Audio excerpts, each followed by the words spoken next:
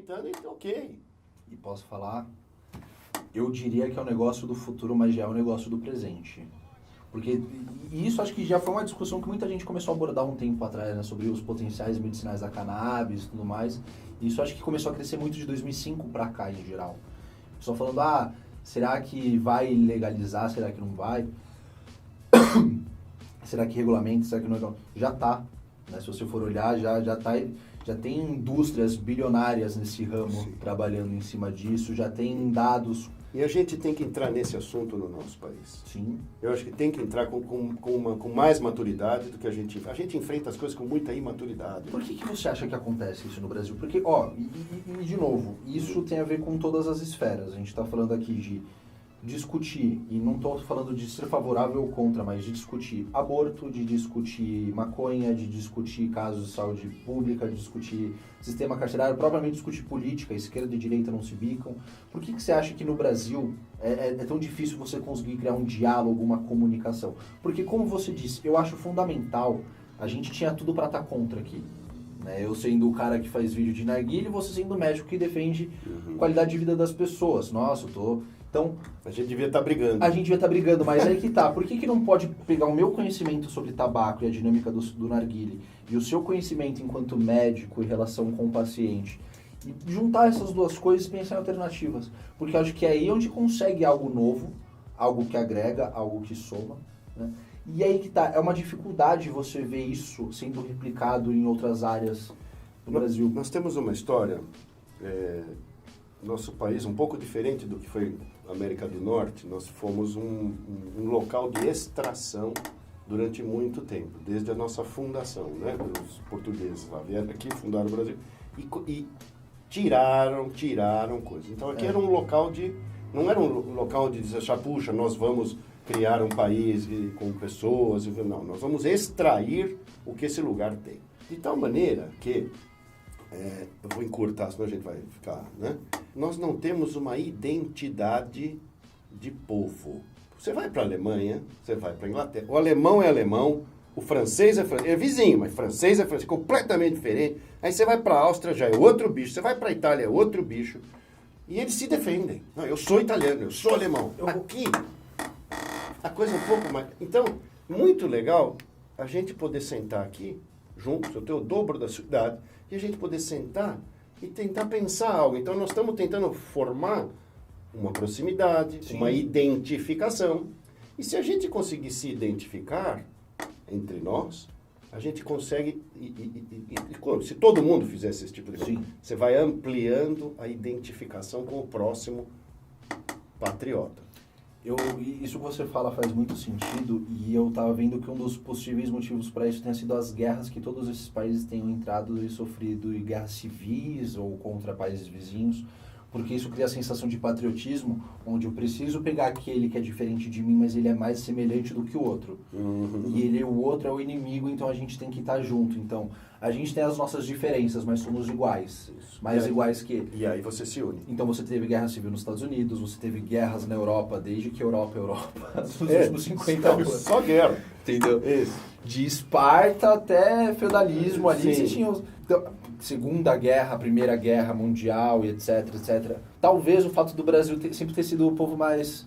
Realmente, 70% do nosso tempo de história foi colonização. Exato. Foi extração. Um local onde você vai, tira a coisa e leva para outro lugar. E o pessoal só ficava, não, de boa, é grande mesmo, pega aí. Eles fazem isso até hoje, né? Até hoje. Só que hoje eles pegam um monte de coisa e levam para a Suíça. A gente já sabe até onde vai. Hoje no papel é outra coisa, talvez. Tá tudo, né? A extração é continuada. Então, por quê? Porque ninguém, ou pouca gente, se enxerga no outro aqui. Sim, falta empatia. Se eu me enxergar em você, e a empatia é dentro, patos de doença, a dor. Se eu vejo a minha dor em você, eu te protejo. Se eu não vejo a minha dor em você, eu te afasto. E aí vou brigar com você para sempre. Eu acho que a gente tem um pouco disso. Quando você olha, nós temos um sistema de castas, né? Tem lá uns indivíduos que se dão muito bem e que têm mandatos e tal, e tem prerrogativas que uma boa parte da população, a maioria não tem mesmo. né? E depois você tem um intermediário que não se entende muito, você tem uma massa de pessoas que não tem muito recurso, não tem educação, e não é oferecido também um grande recurso, que poderia ser oferecido era educação, para que talvez o cara conseguisse, né, escapar e melhorar, mas se eu não enxergo a sua dor, cara... Mas eu acho que a educação ela é libertadora. E digo isso com plena certeza, assim. Porque todos os assuntos com os quais eu tinha um certo preconceito, nas mais escalas possíveis e variadas, de eu olhar e achar que era alguma coisa, em algum momento da minha vida eu comecei a me propor a entender primeiro. E todas as vezes que eu fui atrás de entender o que era, mudou completo todas as coisas que eu tinha alguma visão, todas. Eu não tenho uma exceção dessa regra para te dar. Todas as coisas que eu falava, não, mas daí não sei o quê. Aí eu fui lá e olhar. O arguile, por exemplo. Primeira vez que eu fui fumar arguile com meu primo e tal, ele falou, não, que negócio estranho e tal, né? Tem cílio, você puxa aqui, você... beleza e tal, fumei. Aí fiquei um tempo sem fumar, conheci um tempo depois, tinha achado interessante, mas eu comecei a pesquisar antes de comprar o meu. E aí, quando eu comecei a ver a dimensão que era a coisa, que tinha muita coisa para descobrir, que tem sabores, que tem preparos, que tem acessórios, e tem mecânica dos fluidos, e termodinâmica, e... caralho... O brinquedo é complicado, tem que ser muito legal, né? Pra mim foi interessante, mas aí que tá, talvez, se eu não tivesse ido um pouco mais atrás dessa informação, talvez eu tivesse uma outra percepção, foi aí que eu me encantei, quando eu conheci um pouco mais. E eu acho que isso vai para todas as esferas. As pessoas, e acho que você aprender algo novo é cansativo, porque você tem que pensar, você tem que estudar, você tem que ler, dá preguiça. Às vezes você se alienar é uma proteção que você tem. Dentro da sua zona de conforto. Porque é o que você falou, o ser humano ele precisa comer, transar e morrer. Vai dormir ali às 8 horas dele, se ele conseguir dormir às 8 horas dele, acabou. Pensar cansa muito e desgasta muito. E você está falando uma coisa interessante, vou falar um pouquinho de envelhecimento aqui. Existe uma coisa chamada quociente de inteligência, QI. E tem dois tipos de QI. Tem um QI que é fluido, quer dizer, para situações novas. Como você resolve uma situação nova. E tem um outro QI que é o treinável, né? Que são as coisas que você treina e estuda. Então você tem dois tipos de inteligência. Uma inteligência para resolver problema novo e uma inteligência para resolver problema conhecido. Legal? Esse QI de coisa nova, ele aumenta até os 25 anos de idade. E depois ele cai. Porque a gente estava brincando também um pouquinho de falar de envelhecimento.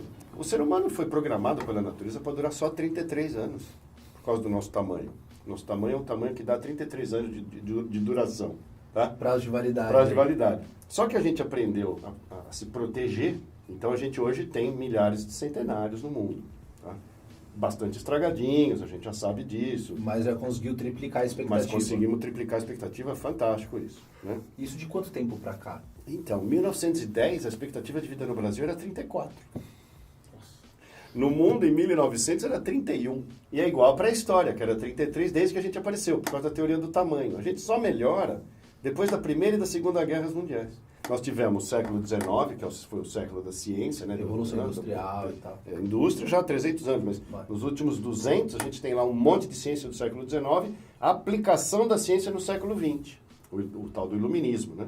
Fantástico. A hora que aplicou a ciência no século XX, e as duas guerras foram importantes para desenvolver muita ciência também e tecnologia, quando a gente conseguiu aplicar a tecnologia na sociedade, o ser humano ficou protegido e sobrevive. O ser humano é um bicho que sobrevive bem, aliás. Sim.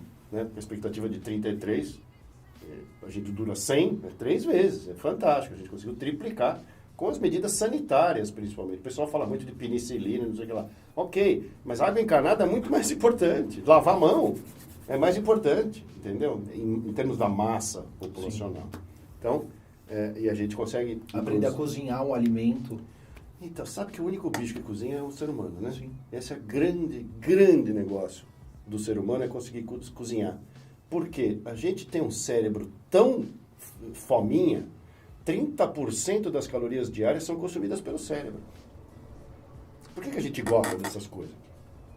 né? Pode, isso aqui, porque estimula o cérebro. A gente adora estimular no livro. O cérebro é ávido por energia, por... É nicotina, né? E a nicotina faz isso. Mas assim, a gente cozinhando consegue extrair muita caloria em pouco tempo de alimentação. Você pega macacos primos nossos, eles têm que comer durante 10 horas seguidas para alimentar o cérebro. A gente consegue comer 1, 2, 3 horas por dia, já tá bom. Porque aí deu tempo para fazer todo esse negócio aqui. Super interessante. Então, o nosso cérebro é extremamente poderoso. O que eu estava falando? Que eu ia fazer o gancho disso? Você estava falando da expectativa de vida. Então, se você tem aumento de QI até 25, mas morria com 33, estava tudo mais ou menos equilibrado. Nos últimos 120 anos, a gente está fazendo o quê? Triplicou a expectativa de vida. Tá? Mas o desenvolvimento biológico não... Só que não muda. O QI continua caindo. Então, você estava falando de a capacidade de aprender novidade, de lidar com coisa nova e mudar de ideia. Olha, como é que você vai fazer isso com um cara muito mais velho? Que são os caras que tomam decisão. Aquele cara que você estava falando lá, que está no helicóptero, que está no... e alguém está fazendo... Ele é um cara mais velho, normalmente. Ele é um cara que teve, talvez, uma grande ideia, até os 25 anos de idade, e depois ele vai envelhecer. O cérebro dele envelhece normal. Então, o QI para coisas novas cai muito. É científico até o porquê. Não, é biológico. Não tem nem o que fazer. Cai. Louco isso, né? O cara vai ter mais dificuldade de aprender coisa nova. Então ele não muda de ideia. Aí você fala, não, o velho é teimoso. Né? A gente brinca. Ah, velho não aprende mais, velho é teimoso, não muda de ideia. Não, ele não consegue. O cérebro foi construído assim. Eu trabalho um pouco com isso, né? Também, uma outra coisa que eu faço, né? Então, uma das coisas que acontece a partir de 20, 25 anos, que poderia explicar isso, é diminuição hormonal. Substâncias ativadoras do cérebro. Então, tem exercício físico, alimentação. Tudo isso influencia. Super. Falando em produção hormonal, cérebro, receptores e nicotina, voltando um pouco nesse gancho, quais efeitos que a nicotina realmente vai dar no organismo da pessoa que está usando? Porque tem essa questão que você falou, o londrino que fumava cigarro, o médico chegou para ele e falou, usa o vaporizador, faz essa substituição. Ah, tem nicotina nos dois? Tem. Por que a troca ela é mais interessante? Por que você é mais interessante você fumar nicotina em um do que no outro? O que a nicotina vai fazer no organismo? Tá, nicotina é uma droga quase que perfeita. Ela estimula o funcionamento cerebral e relaxa a musculatura periférica. Nada mais legal, você ficar barato no cérebro e relaxado no corpo. Então, isso você tem no cigarro, no charuto, no cachimbo... Todos os dispensadores de nicotina têm isso. No tabaco, a folha do tabaco produz a nicotina, que tem esse negócio. Bom, como você faz a dispensação de nicotina? Que é esse negócio. Cada um faz de um jeito. Então, os caras enrolavam a folha do tabaco, o charuto é folha de tabaco enrolado, certo? Os caras também, cachimbo, põe no cachimbo, beleza. Mas a industrialização é que é interessante, porque aqueles milhares de aditivos que são colocados no cigarro é para aumentar a liberação de nicotina na tragada. Então você tem pico de nicotina. E as drogas que mais viciam são as que têm pico alto e duração curta. O crack, que é uma cocaína modificada, por que você vicia muito mais de crack do que em cocaína, que é a mesma substância? Porque foi artificialmente modificada para dar um super pico e durar pouquinho. Isso mesmo que você falou. Então a nicotina, com essa liberação da tragada, é enorme. Aí os caras começaram, só que toda a queima carbônica, papel, alcatrão, não sei o que lá, milhares de problemas. Né? A fumaça, como a gente estava falando, fumaça, partícula sólida, carbonizada, você está incinerando isso. Vai rasgando você por dentro, vai estragando tudo. Então os caras foram pensando, como é que a gente faz para liberar a nicotina, que ela em si, um vasoconstritor. Isso é uma coisa importante de entender. Um perigo de nicotina é, se você tem uma artéria jovem, vai acontecer muita coisa. A nicotina vai fazer a artéria apertar, sua pressão vai subir, depois parou de usar, volta. Muito bom. No usuário crônico e no usuário mais velho, que tem artéria, que tem já colesterol entupido, essas coisas que o pessoal já ouviu falar de cardiologistas, quando você dá uma tragada, se você tiver uma artéria que está livre, ela dá fechada, não acontece nada, o sangue continua passando. Mas se tiver metade entupida de colesterol, você dá a tragada, ela vai fechar, diminui a passagem de sangue.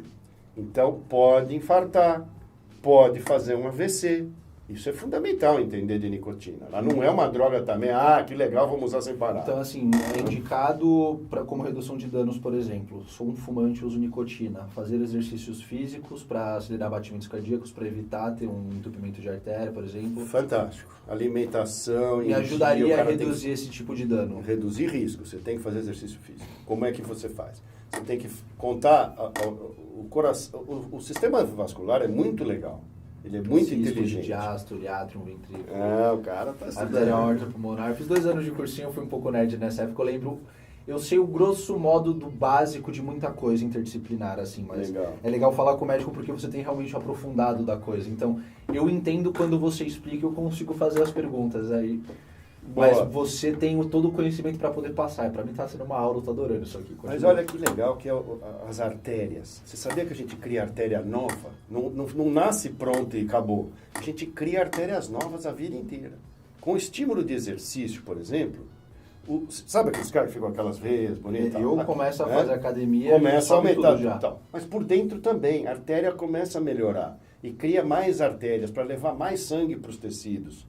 Porque quando você faz exercício, você está consumindo mais oxigênio, você está desgastando, entre aspas, o corpo. Então o corpo fala, opa, preciso levar mais oxigênio para aquele lugar, porque esse cara está usando muito. Sangue. Bombeia mais sangue e aumenta a quantidade numérica de artérias. Isso é interessante porque uma entope, se você tiver uma nova do lado, você não morre.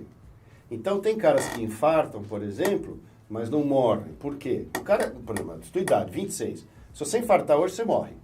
Porque você tem só as suas artérias que você nasceu. Você está começando a criar novas. Um cara de 70, às vezes, infarta e não morre. Por quê? Ele tem aquele nasceu, ele tem mais uma nova desse lado, ele tem uma nova do outro. E isso é feito com exercício físico também. O exercício físico propicia essa melhora. Então, é fundamental para o usuário de nicotina fazer exercícios que diminuam a pressão arterial. Tá? Isso é legal. Uma esteirinha, a bicicleta que seja. Não, o aeróbico é bom. Sim. E caminhar. Andar meia hora. Não é que precisa fazer, não precisa fazer maratona. Andar meia hora. Parar com essa de só descer, entrar no carro, sair do carro, parar. Acelerar meia hora não adianta. Não. Andar meia hora. Outra coisa que eu queria puxar com você também. Isso que a gente estava falando de como a nicotina é entregue, isso influencia e tal. Isso. Tem os vários aparelhos que a gente vai começar a falar.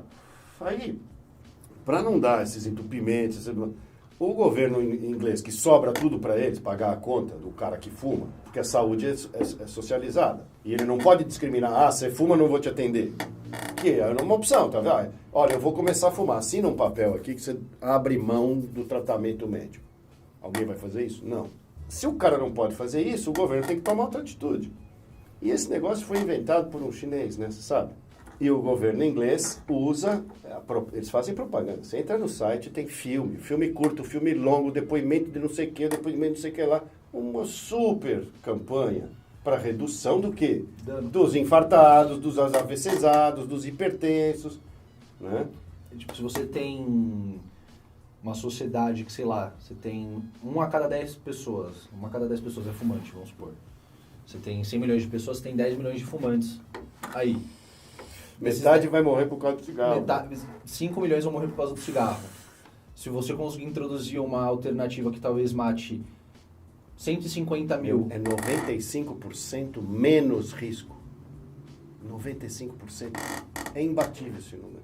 Não tem ninguém que consiga dizer uma coisa ao contrário disso. Então, é importantíssimo. Outros mecanismos de liberação de nicotina.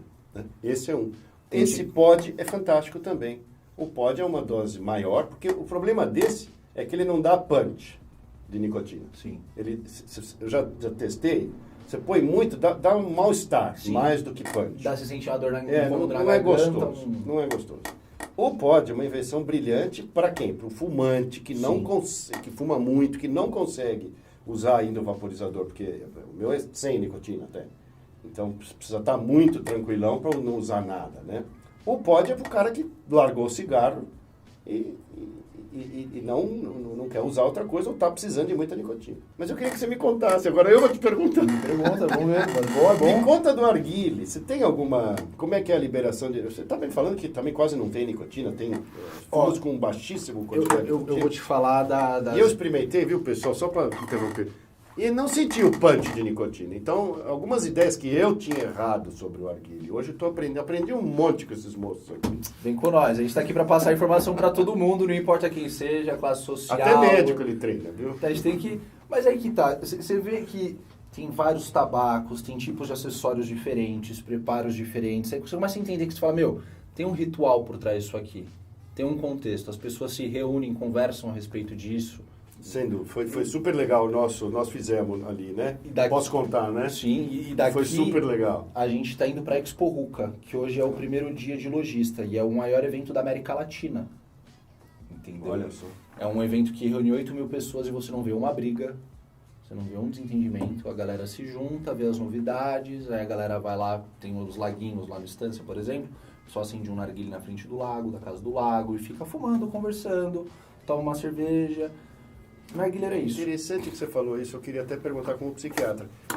Esse ritual, quer dizer, você fala que não tem briga, foi uma coisa interessante você falar, quer dizer, você acha que o consumidor do arguile é um indivíduo que está mais propenso a ser mais tranquilo? Sim. E ter uma sociabilização mais fácil? Totalmente. O arguile, ele obriga você a sentar 1 hora e fumar 1 hora.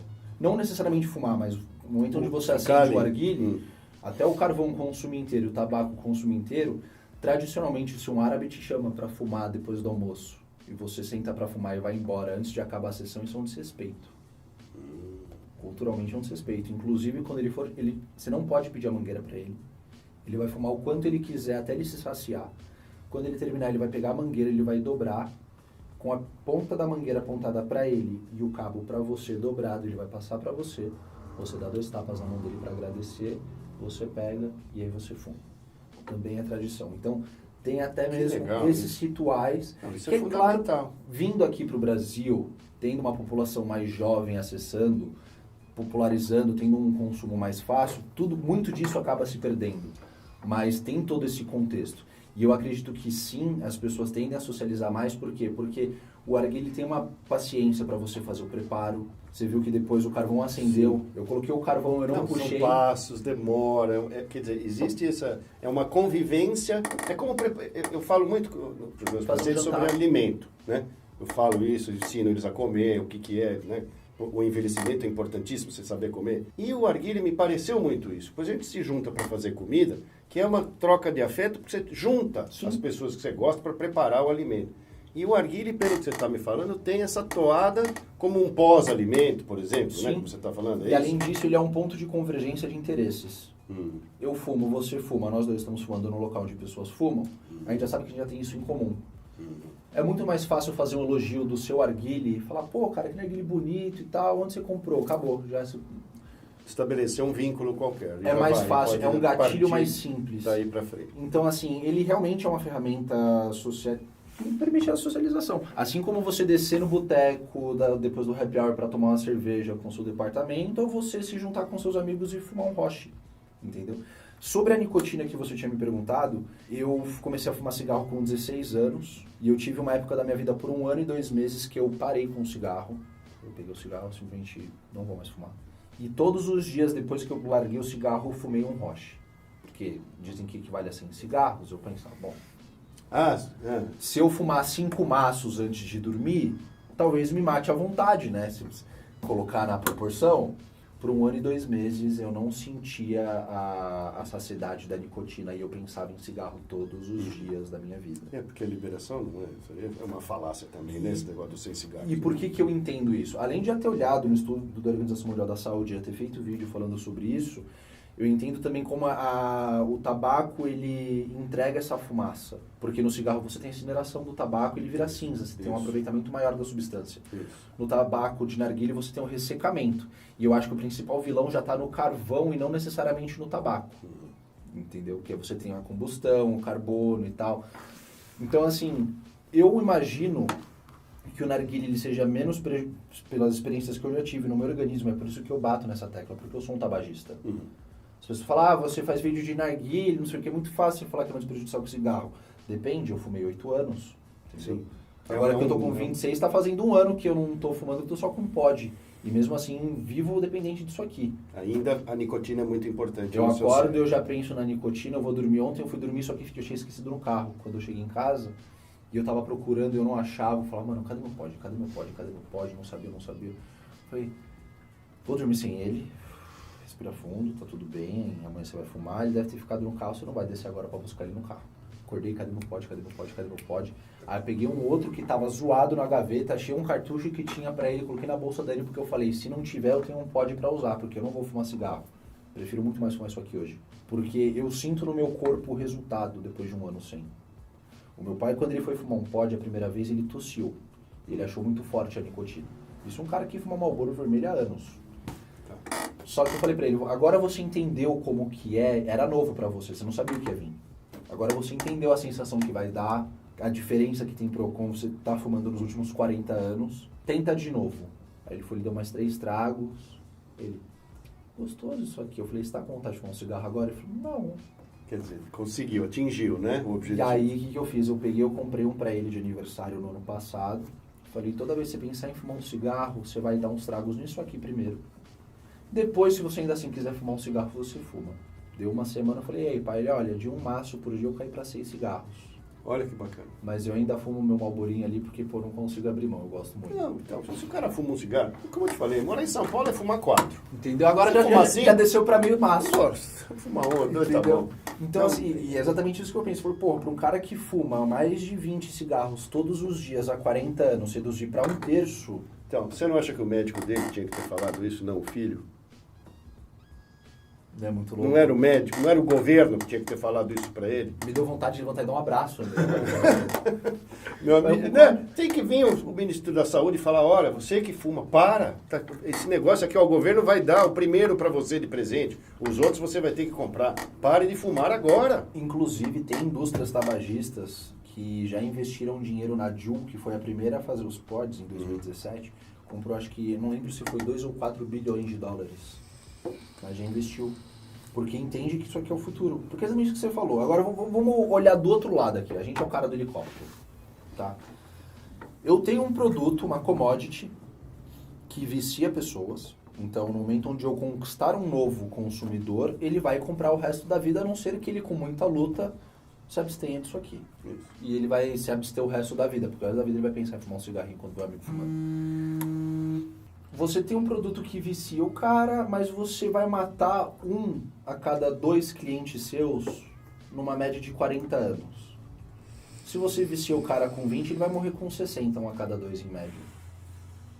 Se eu descobrir uma forma e um novo produto que talvez não mate ele com 60 e faça ele consumir até os 90... Porra, ganhei dinheiro.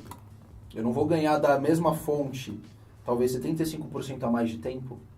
Então, assim, é interessante também para as marcas tabagistas olharem para as alternativas como futuros negócios. Você tem acompanhado a Philip Morris? Não. Já está fazendo lobby disso aqui desde o ano passado. A Philip Morris, em 2007, começou um projeto deles, cara. Já são 13 anos. Já são 13 anos. Porque no ano passado eu tinha visto uma nota deles falando sobre cigarros eletrônicos, uso consciente de nicotina. Eles estão assim, é o mundo sem fumaça. Esse é o novo slogan da Philip Morris, cara.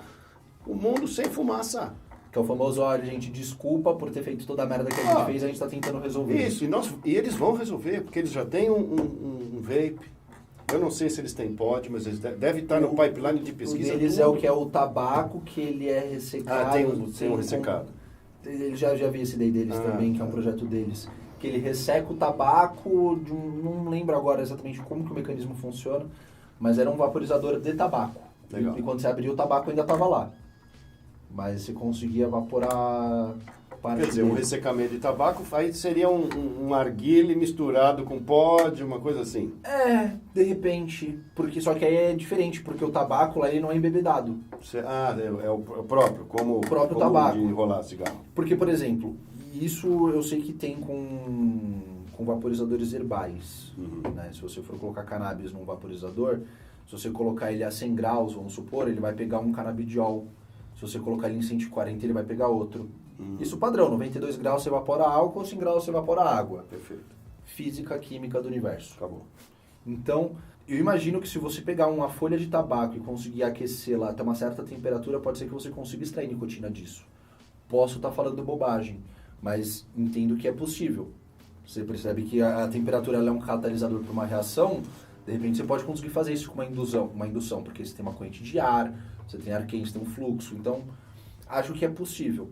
E é uma forma de você conseguir extrair a nicotina do tabaco sem causar fumaça. Isso. É com semicombustão que eles chamam. Entendeu? Então, Legal. e faz muito sentido isso de fato. E apesar de toda essa discussão, de toda essa polêmica de possível proibição e tudo mais, eu, honestamente, enquanto pessoa, eu gosto de pensar porque eu tenho esperança nas coisas, eu acho que isso é mais um arranca-rabo que a gente está tendo agora, assim como foi na época da lei seca lá. Até legalizar, precisou ter gente comprando bebida ilegal e ficando cega para o governo começar a pensar em regulamentar. E hoje 3 dos 5 homens mais ricos do Brasil estão na Ambev. Então, imagino, claro que eu não acho que o arguile vá ser um mercado desse tamanho, dessa dimensão, porque ele é algo mais cultural, ele é algo mais nichado, realmente ele é mais um hobby do que um vício. É o que eu falo para todo mundo, eu uso pod pelo meu vício químico. Sim. Ele é a minha química. O narguilé é a minha socialização. É quando eu gosto de conversar com as pessoas, socializar, ter o meu momento ali. Entendeu? Então, eu acho que são duas coisas muito opostas e muito distintas. Eu também tento trazer isso nos vídeos, explicar isso para as pessoas. Porque para quem olha alguém fumando narguilé e vê aquela fumaceira do caralho, fala, meu amigo... Alguma coisa está errada. Alguma coisa está errada. Parece que está com o extintor aberto. Então. Doutor, eu queria agradecer imensamente. Eu que agradeço o convite. Olha, de verdade, foi um prazer imensurável ter recebido você aqui. Obrigado. Acho que o pessoal que está de casa, ó, você aqui nessa câmera, deixa um joinha. Você nessa daqui, ó, deixa um like também. E você, meu amigo, você aí mesmo, deixa um like aí. Doutor, fala um pouquinho do seu trabalho, das mídias que você está trabalhando para o pessoal poder te acompanhar. Eu falo sobre vários assuntos, né? Falo como neurocientista, psiquiatra, eu sou oftalmologista também, não falei no começo, eu tenho uma outra formação. Eu brinco que assim, eu sou o cara que estuda visão. A visão de dentro do ser humano e a visão de fora, tanto na oftalmo quanto na psiquiatria, né? Então, eu tenho uma série de canais, todas as mídias sociais, só o Twitter que eu não sabia que podia pôr vídeo, né? O velhinho não sabe tudo. Mas me contaram que dá para pôr vídeo no Twitter também. Então, depois dos 25, o QI começa a diminuir. Pois então, é, cara, eu tinha um QI tão bom, gente. Bom, então eu tô lá no Facebook, eu tô no Instagram, eu tô no YouTube também. E espero vocês lá também para ouvir outros assuntos além de dispensadores de nicotina. A gente vai deixar os links aqui na descrição do vídeo para quem quiser acompanhar. Segue lá nas redes sociais, tem bastante coisa legal sobre vape, mas muito mais coisa além disso. Foi um dos assuntos que você abordou e isso ocasionou o nosso encontro aqui, que acho que foi muito produtivo. Cara, muito obrigado, doutor. Foi parabéns um prazer. Aí. Satisfação, velho. Parabéns, tamo junto, rapaziada. Obrigado, é nóis. Não esquece de se inscrever aí. Tamo junto. Beijo no coração de todos vocês. A gente tem que ir pro evento, né, Gustavo? Obrigado pelo 100k. Obrigado pelo 100k, caralho. 100k. É porque a gente ainda não fez, né? A gente tá gravando antes de fazer. Mas, porra, obrigado, rapaziada. A todos vocês aí que contribuíram pra gente chegar em 100 mil inscritos de novo. Acho que nada mais merecido do que trazer uma entidade médica pra poder... cara. Mas é verdade, o pessoal pede muito pra gente poder fazer um conteúdo desse, e aí que tá, precisava de um médico que olhasse pro paciente como um ser humano realmente, é isso, sabe? Acho que isso é legal. E você era o cara certo pra gente trazer pra cá, acho que muita gente ficou muito feliz disso. Eu tô prevendo um resultado daqui 2 semanas, mas eu já tô vendo que foi incrível, assim. Obrigado. Então, obrigado mesmo, foi do caralho. Quando precisar, me chama. Tamo junto. Se quiser uma parte 2, apesar de que a já deve ter sido a segunda parte, provavelmente pode ser. Tem mais de 1 hora de gravação aqui, a gente pode ver, de repente, fazer uma parte 2, parte 3, parte 4, um podcast, live, não sei, a gente vê. À medida do que o pessoal pedir ou gostar, se a gente achar necessário, a gente faz mais um. É isso, doutor. Tamo junto. É nóis, rapaziada. Valeu. Fui!